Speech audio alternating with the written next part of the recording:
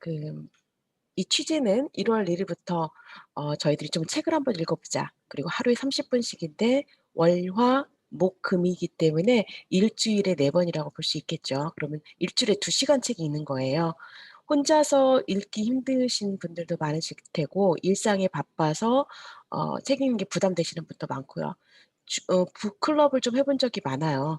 여기저기 북클럽을 좀 하고 있었는데, 그리고 또 사실 지금도 개재되고 있지는 않지만 속해 있는 것도 있습니다. 다만 북클럽을 하다 보니까 보통 토론 위주로 읽고 와서 토론을 하는 방식으로 하니까 그 읽고 간다라는 게 부담이 많이 되더라고요. 책을 좋아함에도 불구하고 책 읽는 것이 힘들다 하시는 분들을 위해서 이제 저희들이 하는 방법이 바로 이렇게 30 분씩 그냥 같이 앉아서 책을 읽어보면 어떻겠느냐라는 거고요. 오늘은 2021년 1월 1 일입니다. 정말 뜻깊게 누구 못지 않게 저희가 이 줌 시대에, 코비드 19 시대에 아주 힘찬 출발을 하는 것 같고 뜻깊은 출발을 하는 것 같아서 저도 되게 마음이 설렙니다. 어 이번 1월 1 일부터 시작하는 첫 번째 책은 여러분들에게 공지가 나갔다시피 카네기 인간관계론이고요. 인간관계론에 있어서 사회생활을 하거나 혹은 뭐 자녀와의 대화라든지 혹은 내가 사랑하는 사람들과의 어떤 대화라든지 있어서 굉장히 많은 어 그 활용할 수 있는 그런 책으로 아주 유명한 책이고요. 오늘은 제가 읽습니다. 그리고 자진해서 나타나지 않으셔도 제가 그때까지는 읽을 거예요.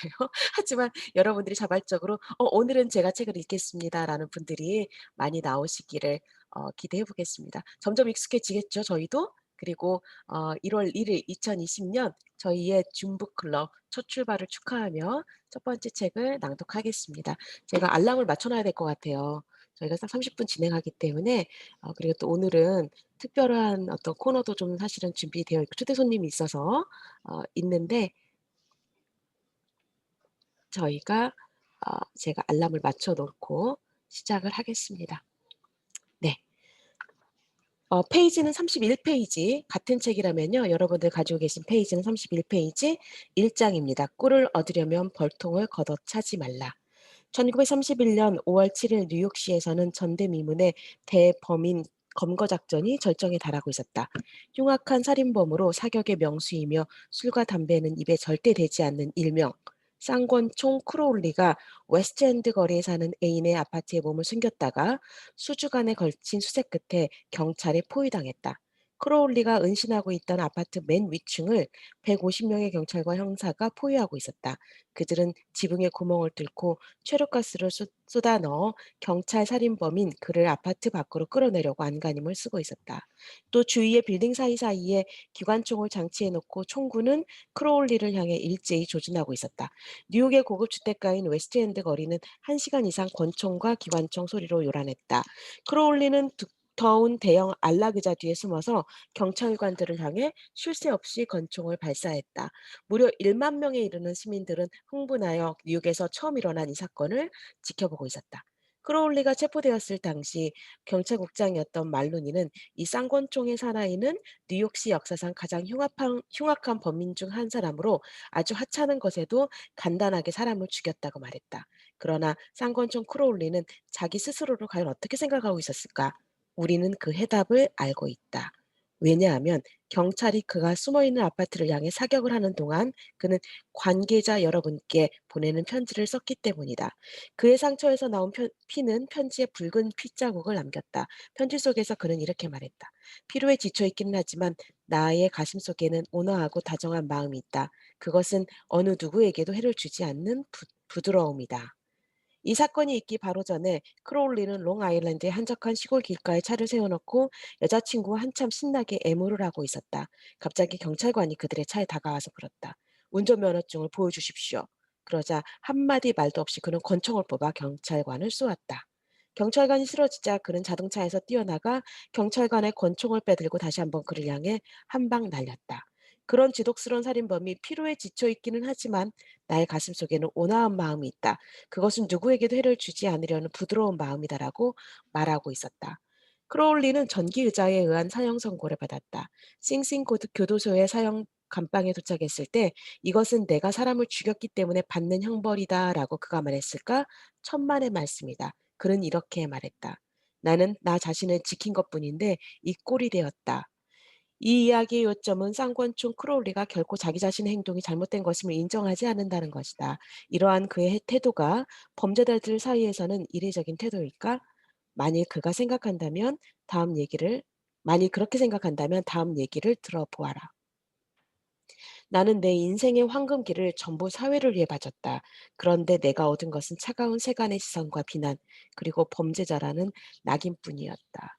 이것은 다름 아닌 알카포네가 한 말이다. 그렇다. 미국 제1의 악명 높은 민중의 적이자 시카고의 암흑가를 지배한 잔인한 갱단의 두목이었던 그도 자기 자신을 비난하지 않았다. 그는 자기 자신을 인정받지 못한 독지가 오해받는 자선가로 생각했다. 뉴요크에서 가장 악명 높은 더치 슐즈도 그 예에서 벗어나지 않았다. 그는 어느 신문과의 인터뷰에 자신을 자선가라고 말했다. 실제로 그는 자신을 그런 사람이라고 믿고 있었다. 나는 이 문제에 관해서 뉴욕의 악명 높은 싱싱교도소의 소장으로 있던 루이스 로우즈와 수차례에 걸쳐 흥미있는 서신을 교환해 왔다. 그는 다음과 같이 단언했다. 생생교도소에서 수감되어 있는 죄수들 중에 자기 자신을 악인이라고 생각하는 사람은 거의 없다. 그들은 자기 자신을 선량한 일반 시민과 다를 바 없다고 생각하며 자신을 합리화하고 있다. 그들은 왜 금고털이를 하지 않으면 안 되었는지, 왜 방아쇠를 당길 수밖에 없었는지 그럴듯하게 설명한다. 그들 대부분은 그럴듯한 구실을 마련하거나 억지 논리를 내세워 자신들의 반사회적인 활동을 정당화하려고 시도하며 자기들이 억울하게 교도소에 수감되어 있다고 단호하게 주장하고 있다.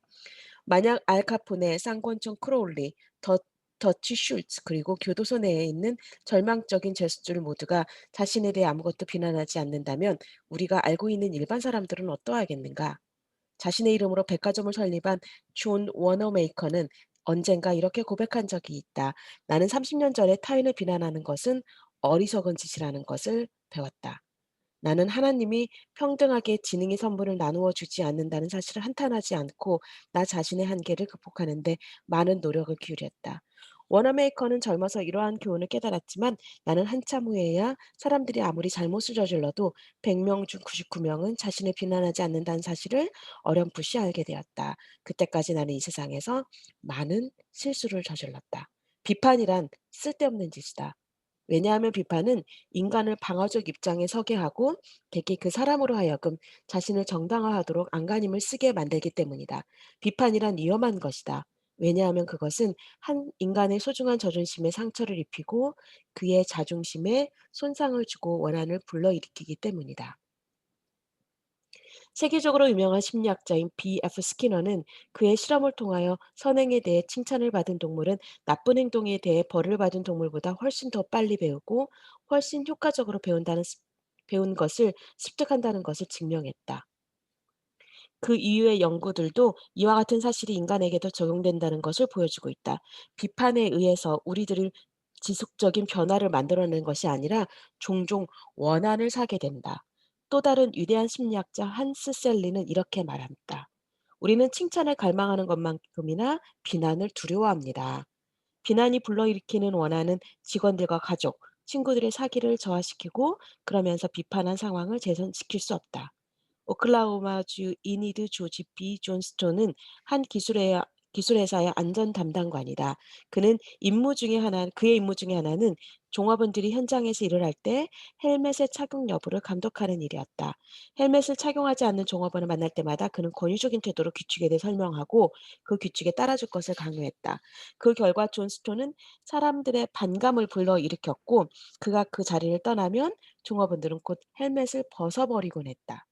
그는 다른 방법을 써보기로 결심했다. 다음번에 헬멧을 쓰지 않은 종업원을 발견했을 때 그는 헬멧이 불편하지는 않은지 또는 제대로 머리에 맞지 않는 것은 아닌지 물어보았다. 그리고 나서 그는 쾌활한 목소리로 종업원에게 헬멧인 작업 중에 부상으로부터 보호하기 위해 만들어졌다라는 것을 상기시키고 작업할 때는 항상 착용해야 한다는 것을 설명했다.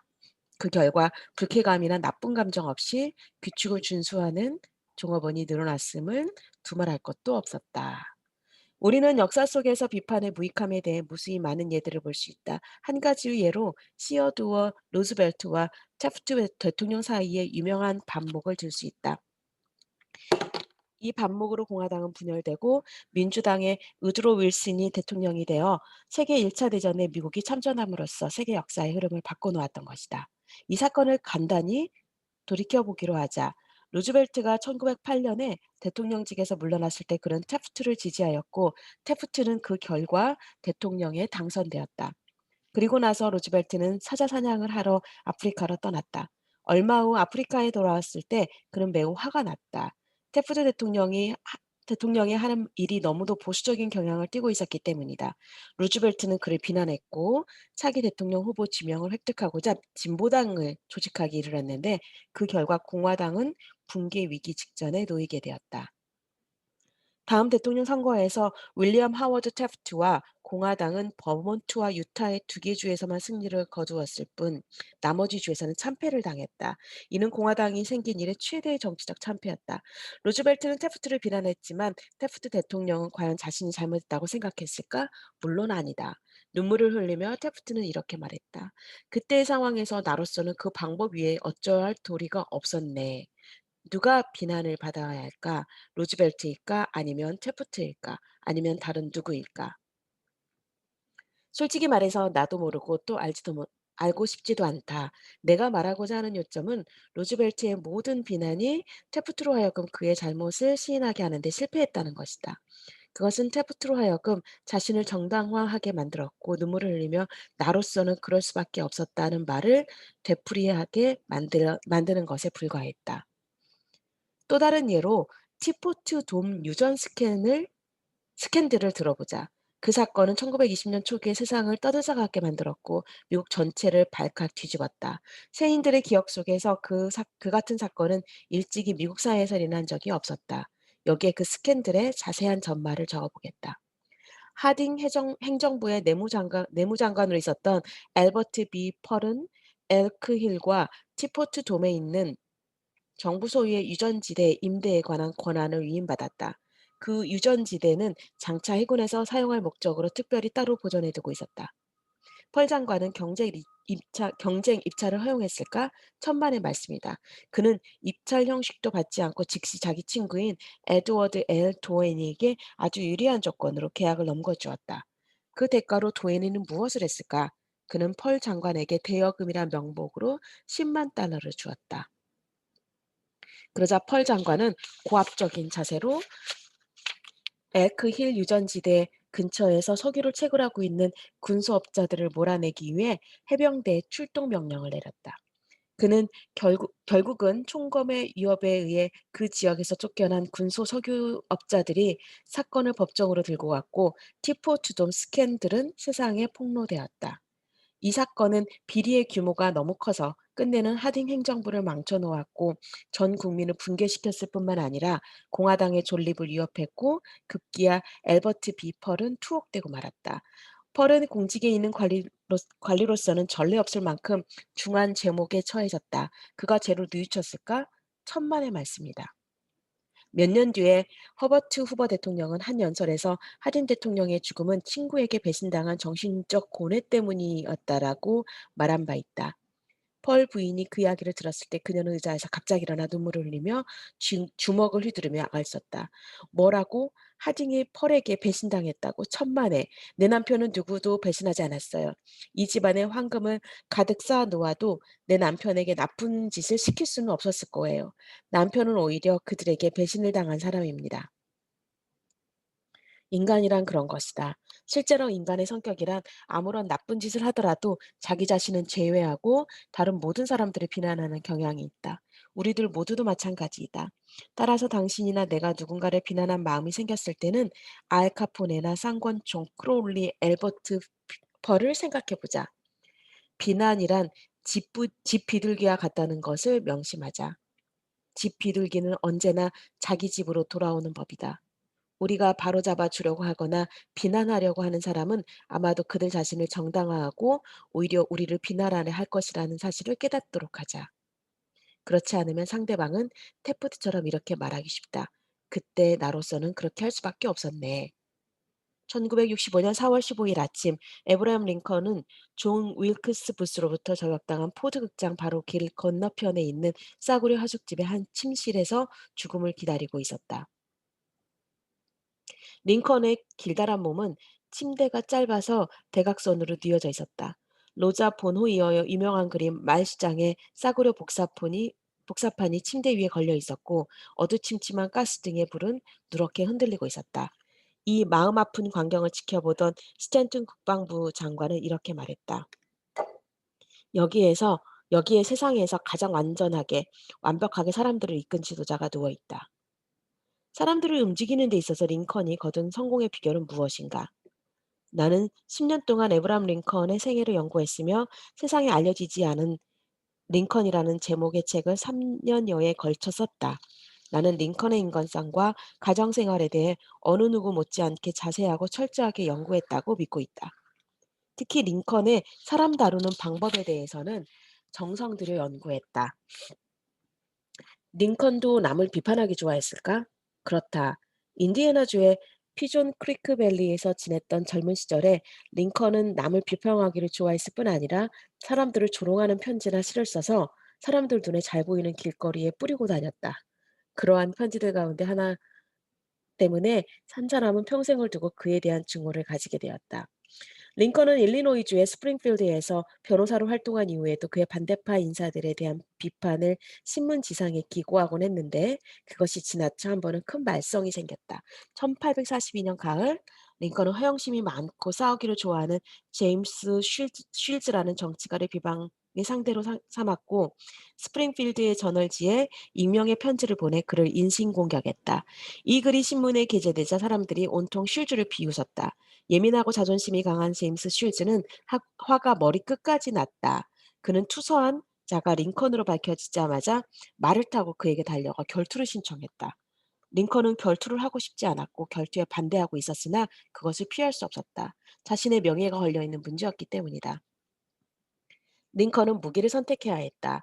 링컨은 남보다 긴 팔을 갖고 있었기 때문에 기병대의 장검을 선택하고 웨스트 포인트 졸업생에게 개인 교수까지 받았다. 그리고 약속한 날 그와 쉴즈가 미시시피 강의 강변 모래사장에서 만나 목숨은 건 결투를 막 시작할 순간 입회인들이 중지에 나서 결투는 중지되었다. 그것은 링컨의 생애에 있어서 개인적으로 가장 몸서리쳐지는 끔찍한 사건이었다. 그 사건으로 그는 사람을 다루는 방법에 있어 귀중한 교훈을 배우게 된다. 그 뒤로 링컨은 두 번 다시 남을 모욕하는 편지를 쓰지 않았고 남을 비웃지도 않았다. 그리고 그 이후부터는 어떠한 일이 있어도 남을 비난하는 일은 하지 않게 되었다. 그로부터 훨씬 후인 남북전쟁 당시 링컨은 몇 번씩이나 포토맥 지구의 육군사령관직에서 새로운 장관을 임명하지 않으면 안 되었는데 이는 맥클레란, 포프, 번사이드, 후커, 미드 같은 장군들이 번번이 비극적인 실패를 거듭하여 링컨을 비판적인 상황에 몰아넣었기 때문이었다. 대부분의 국민들은 무능한 장군들을 통렬하게 비난했다. 그러나 링컨은 어느 누구에게도 악의를 품지 말고 모두를 사랑하자는 마음으로 침묵을 지켰다. 그가 가장 좋아한 인용구 중 하나는 "남을 심판하지 말라. 그러면 너희도 심판받지 않을 것이다." 라는 것이었다. 링컨은 자기 부인과 다른 사람들이 남부 사람들에 대해서 나쁘게 이야기할 때 이렇게 말했다. "그들을 탓할 수만도 없네. 우리도 그와 같은 상황에 놓였다면 그들과 같은 행동을 취했을지도 모르니까." 사실 남을 비판할 기회가 많은 사람이 있었다면 그것은 바로 링컨이었다. 그 한 가지 예를 들어보기로 하자. 게티스버그 전투는 1863년 7월 1일부터 3일간에 걸쳐 벌어졌다. 7월 4일 밤 리 장군은 그 지방에 폭풍우가 몰려오자 남쪽으로 후퇴하기 시작했다. 리 장군이 패배한 군대와 함께 포토맥에 도착했을 때 리 장군 앞에는 걸어서는 도저히 건널 수 없는 강물이 범람해 있었고 그 장군의 바로 뒤에는 승승장구한 북군이 바짝 추격해 오고 있었다. 그는 궁지에 몰려 탈출할 곳이 없었다. 링컨은 이것을 리 장군의 군대를 생포해 즉각 남북 전쟁을 끝낼 수 있는 하늘이 내린 절호의 기회로 생각했다. 희망에 부푼 링컨은 미드 장군에게 작전 회의를 열지 말고 즉각 리 장군을 공격하라고 명령했다. 링컨은 자신의 명령을 전문으로 보내고 곧바로 즉각적인 공격을 요구하는 특사를 미드 장군에게 파견했다. 그런데 미드 장군은 어떻게 했던가? 그는 명령을 받은 대로 하지 않고 그것과는 정반대의 행동을 취했다. 즉 그는 링컨의 명령을 정면으로 위반하여 바로 작전 회의를 소집했다. 미드 장군은 망설이며 시간을 지연시켰으며 각종 구실을 내세워 전보를 보냈다. 그는 리 장군을 공격하는 것을 정면으로 거부했다. 결국 강물은 줄어들었고 리 장군은 병력과 함께 포토맥 강을 건너 무사히 퇴각할 수 있었다.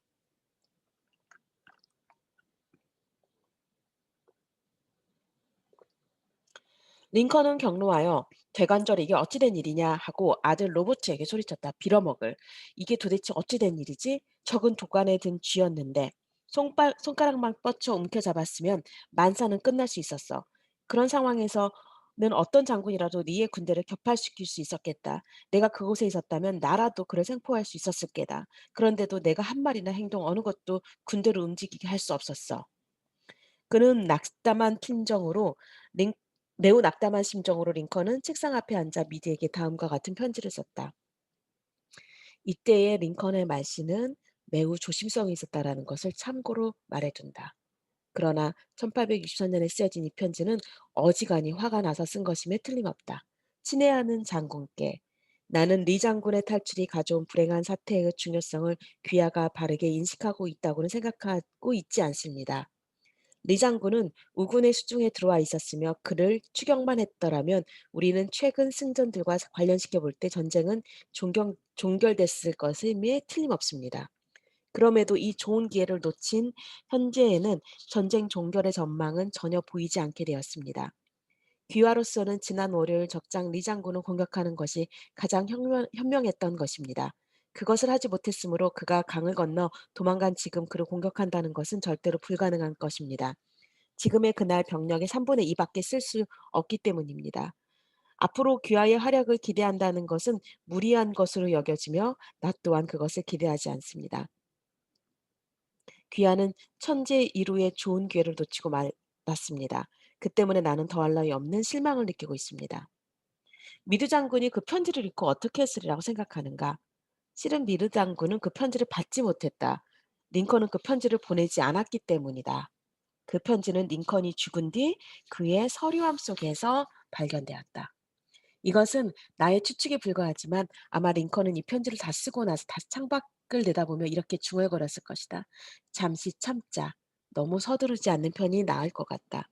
조용한 이곳 백악관의 방에 앉아 미드 장군에게 공격을 하라고 명령을 내리는 것은 참으로 쉬운 일이지. 그러나 게티스버그에 실제로 나가서 미드 장군이 지난주에 본 것과 같은 이어를 직접 보고 부상자와 죽어가는 병사들의 비명과 신음소리를 귀따갑게 들었다면 나도 선뜻 공격할 마음이 생기지 않았을지도 모르지.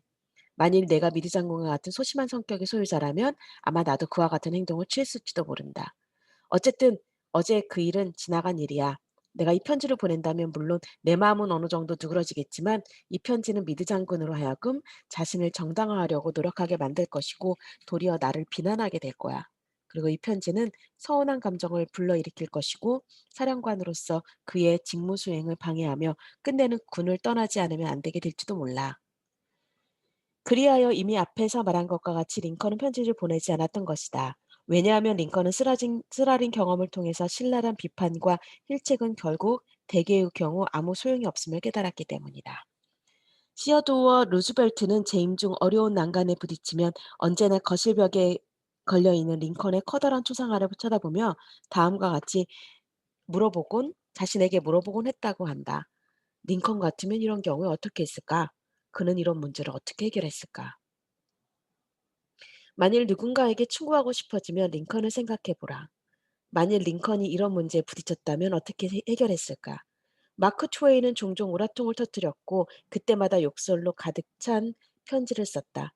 한 예로 그는 언젠가 자신이 화나게 만든 사람에게 다음과 같은 편지를 썼다. 당신 같은 사람에게 필요한 것은 매장 허가증이요. 말만 하면 내가 그것을 얻도록 주선해 주겠소. 또 어떤 때는 그의 철자와 구두점을 고쳐보려고 시도한 교정 직원에 대해 담당 편집자에게 편지를 써서 "지금부터 내 원고에 대해 고칠 생각을 하지 말 것이며 그 건방진 생각은 그 썩은 머릿속에 놔두라고 충고하시오라고 명령했다." 이런 신랄한 편지를 쓰는 것은 마크 트웨인을 기분 좋게 만들었다. 그 편지들은 그의 우라를 풀어주었지만 아무에게도 해를 입히지 않았다. 왜냐하면 그의 아내가 남편 몰래 편지를 빼놓았기 때문이다. 그 편지들은 보내지지 않았다. 당신은 남의 결점을 바로잡아주고 개선시켜주고 싶은 생각을 갖고 있지 않은가? 그것은 참 좋은 일이다. 나도 그런 마음에 동의한다. 그러나 왜 자기 자신에게는 그렇게 하지 않는가? 순수한 자기 본위적인 관점에서 본다면 이는 섣불리 남을 개선하기보다는 이득이 많고 훨씬 더 위험이 적다. 사람의 잘못은 그 자신의 인간관계에서 비롯된다. 남의 잘못을 돌이켜 자신을 반성하라고 동양의 현인 공자는 말했다. 젊은 시절 나는 사람들에게 강한 인상을 주려고 무척 노력했고 당시 미국 문단의 인기 작가였던 리처드 하딩 데이비스에게 어리석은 편지를 보낸 적이 있었다. 그때 나는 작가들에 관한 잡지 기사를 준비하던 중이었는데 데이비스에게 그의 창작 방법을 이야기해달라고 편지를 썼던 것이다. 그런데 그보다 몇 주일 전 나는 편지 끝에 다음과 같은 단서가 붙은 편지를 어떤 사람에게서 받은 일이 있었다. 구술은 했으나 읽어보지는 않았음. 구술은 했으나 읽어보지는 않았음. 나는 그 말에 깊은 감명을 받았다. 나는 그 글을 쓴 사람이 대단한 거물이며 몹시 바쁘고 중요한 사람일 것이라고 생각했다.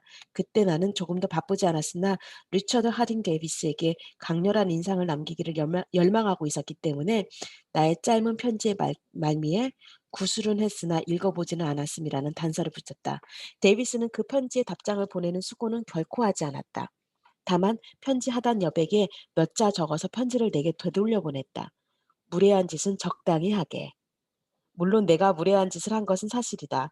또한 그런 비난을 받을 만도 했다. 그러나 한 인간으로서 나는 그것이 서운했다. 어찌나 원망스러웠던지 10년 뒤에 리처드 하딩 데이비스가 사망했다는 기사를 읽었을 때 내 마음속에 끈질기게 남아있었던 한 가지 생각은 시인하기는 부끄러운 일이지만 그가 나에게 입혔던 상처였다.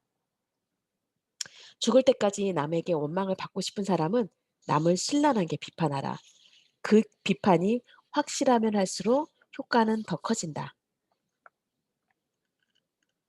네. 오늘은 여기까지 47페이지 두 번째 줄까지입니다. 세 번째 줄까지입니다. 다음 월요일에 다시 이어서 진행을 하겠습니다. 네.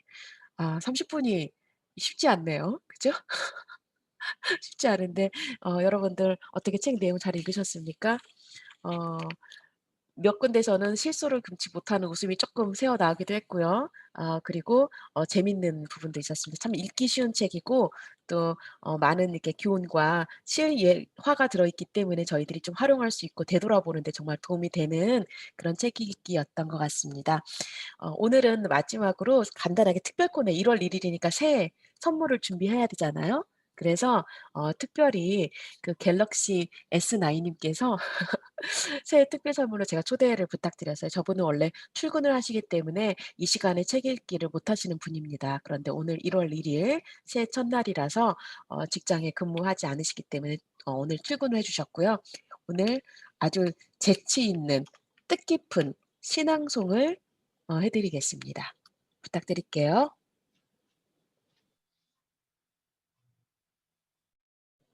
뮤트 풀어 주시고요. 네, 안녕하세요. 좋은 책 읽기 너무 좋았습니다. 듣기에 너무 좋았고요. 오늘 오전에 이거 들은 거 행운이다. 그것도 1월 1일 날 늦잠 자지 않고 이렇게 좋은 얘기를 들어서 너무 감사했습니다. 네, 오늘 제가 나누고 싶었던 것은 시입니다. 랄프 waldo 에머슨의 시 하나 낭송하겠습니다. 무엇이 성공인가? 자주 그리고 많이 웃는 것. 현명한 이에게 존경을 받고 아이들에게서 사랑을 받는 것, 정직한 비평가의 찬사를 듣고 친구의 배반을 참아내는 것, 아름다움을 식별할 줄 알며 다른 사람에게서 최선의 것을 발견하는 것, 건강한 아이를 낳든 한때기의 정원을 가꾸든 사회 환경을 개선하든 자기가 태어나기 전보다 세상을 조금이라도 살기 좋은 곳으로 만들어 놓고 떠나는 것. 자신이 한때 이곳에 살았음으로 해서 단 한 사람의 인생이라도 행복해지는 것. 이것이 진정한 성공이다. 랄프 waldo 에머슨. 감사합니다. 네. 좋습니다. 감사합니다. 오늘 1월 1일 새해 선물로 여러분 만족하시나요? 저는 굉장히 좋았어요. 이렇게 딱 8시 50분. 와, 감쪽같이 딱 30분 만에 모든 코너가 다 끝나게 되겠습니다. 여러분 감사하고요. 1월 4일 월요일 8시 20분에 단 한 분이 들어와도 책 읽기는 시작됩니다. 돌아가면서 책 읽는 날이 올 때까지 계속 같이 하겠습니다. 여러분 새해 복 많이 받으세요. 감사합니다. 감사합니다.